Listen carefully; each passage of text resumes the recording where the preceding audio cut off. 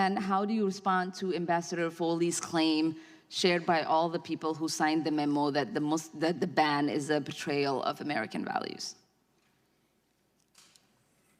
The ambassador is certainly entitled to his opinion on that. There are many, obviously it's very clear that this policy has many opponents, but fundamentally it's designed to try to keep the United States safe. Ooh, okay. So that little clip right there is just a taste of what we're about to watch. This is a full-on congressional hearing, and you just saw Rep. Ilhan Omar questioning this guy, Mr. Edward Ramotowski from the State Department. And honestly, what you're about to see is a masterclass in how to handle a political ambush. You've got a career public servant. This guy's been with the State Department for over 30 years. He's not a politician. He's a professional. And he's being questioned by a Democrat who is clearly trying to score political points. Omar is trying to get him to badmouth his own department, his fellow officers, or the president, and he is just not having it. We're going to watch the whole exchange now, and I want you to pay close attention to how he answers, not just what he says. He is trying to explain legal process and policy implementation, and she is trying to create a political gotcha moment by using hearsay and quotes from people who resigned. This is the kind of nitty-gritty political exchange I love to break down. Let me know what you think in the comments below as we go. Do you think he handles this political pressure well? And hey, if you like this kind of no-nonsense political breakdown, make sure to hit that like button and subscribe. It really helps the channel. Okay, let's get into the full video. Thank you, Chairwoman. Mr. Ramotowski, you've been with the State Department for 33 years, right? Over 33 years, yes. Oh, wonderful. Has it been typical for more than 100 people to sign dissent memos on a given policy? That would be atypical, I think. Atypical. Has it been typical for policy to drive several SOs to publicly resign in protest? There have been Foreign Service officers who've resigned in the past over various policies, that's true. In June of 2017, between the second and the third version of the Muslim ban, more than 100 diplomats signed a dissent memo that said, quote, banning travelers from these 7 countries calls back to some of the worst times in our history. Former consular officer Christopher Richards, who resigned in protest of the Muslim ban, said in an op-ed that the consular officers were not able to issue waivers on their own, that they had to get approval from the State Department. Would that be you? Do you give that approval? No, that's not correct. The consular officers make the decision on the first 2 prongs of the waiver, national interest and undue hardship, and then the interagency security review provides the guidance on the security prong. So that's not a decision you get to make, no. Or is the White House involved in that decision? Not at all. Okay. Sarah Gartner, another former FSO who resigned in protest over the Muslim ban, told CNN that fellow officers, quote, felt pressure to approve as few folks as possible for the waiver. She also said that the Muslim ban had been, quote, reworked and sanitized by layers of bureaucracy with people distracted by the next terrible thing. It can be easy to forget it's even happening. Well, it looks like Congress hasn't forgotten. And Madam Chair, I have a signed testimony from 4 former FSOs that I would like to enter into record. It's put into the record by unanimous consent. Thank you. Ambassador John Foley, who quit his post as ambassador to Panama in 2018, said he could no longer represent President Trump and still hold true to the value that make this country great. Among the policies he listed was the Muslim ban.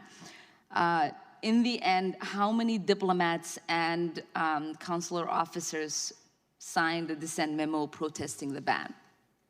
I don't have an exact number for you, Congresswoman. I know that some did. Mm-hmm. Will you be able to get us that number? I can't guess that number, no. How do you respond to his claim that the consular officers have to get clear waivers with your office? I would say, as I said before, that that's not correct. The consular officers make the determination on the first two prongs of the waiver, national interest and undue hardship, and the security check, as I testified, is conducted back here in Washington. Now, if a consular officer is... So you're saying his claim is false? Which claim? That Washington is making the decisions? Yes. Yes, that's not correct. And how do you respond to Ms. Gartner's claim that the officers are implicitly or explicitly pressured to deny waivers? We are not implicitly or explicitly pressuring anyone to act in any way contrary to the law. Okay. And how do you respond to Ambassador Foley's claim, shared by all the people who signed the memo, that the ban is a betrayal of American values? The ambassador is certainly entitled to his opinion on that. There are many, obviously it's very clear that this policy has many opponents, but fundamentally it's designed to try to keep the United States safe.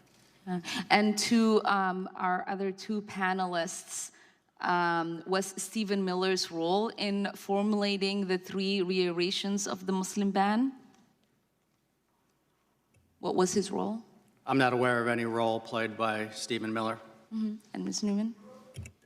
I was not at the department in January. I did not start until late February. Okay. And what instructions were DHS and state given from the White House as how to implement the Muslim ban? I wasn't given any instruction from the White House. Again, ma'am, I was not at the department in January 2017. The department was not consulted about the first executive order. All right, forget the play-by-play. Let's get straight to the analysis, because what we just saw was a political ambush, and the target refused to be taken out. This entire exchange was a masterclass in professional composure versus political theater. Let's be clear about the setup. Ilhan Omar came in loaded for bear. She had her quotes, her talking points, and her narrative already written. She was not there to find information. She was there to create a moment. Her entire case was built on hearsay, quoting people who resigned. She brought in quotes from a former FSO, Christopher Richards, and another one, Sarah Gardner, who felt pressured. This is the classic political hit. People who quit said this. What do you, the guy who stayed to do the job, have to say? And Mr. Ramotowski just dismantled it, piece by piece. First, the waiver process. This was her gotcha moment. She claims officers couldn't issue waivers, that he was the bottleneck. His response? No, that's not correct. He didn't get angry. He didn't get flustered. He just corrected her, on the record, in front of Congress, and explained the actual process. He explained that the officers do make the decision. He shut down her entire premise. She was operating on bad intel from someone who had left, and he corrected her with the facts from the people still doing the work. Second, the hearsay about pressure. Rep. Omar brings up that an officer felt pressured. Felt. How do you even respond to that? Ramotowski did it perfectly. He didn't get into a debate about one person's feelings. He defended his entire department with a clear, strong legal statement. We are not implicitly or explicitly pressuring anyone to act contrary to the law. That's how you handle an accusation based on emotion. You respond with policy and fact. But the best part, the absolute best part, was the final trap, the betrayal of American values question. This is the oldest trick in the book. She's trying to get a headline. She wants him to either A, agree and get fired, or B, disagree and be painted as a monster. He didn't take the bait. He didn't even nibble. He gave the ambassador his entitled to his opinion, and then, boom, brought it right back to reality. Fundamentally, it's designed to try to keep the United States safe. He refused to be dragged into her moral crusade. He stuck to his job. He stuck to the function of the policy, not the politics of it. He is a 33-year professional, and he was there as an expert on process, not as a pundit. And let's all agree, Ilhan Omar and the squad have no right questioning or accusing anyone. For someone with so many skeletons in her closet, she sure has a lot to say.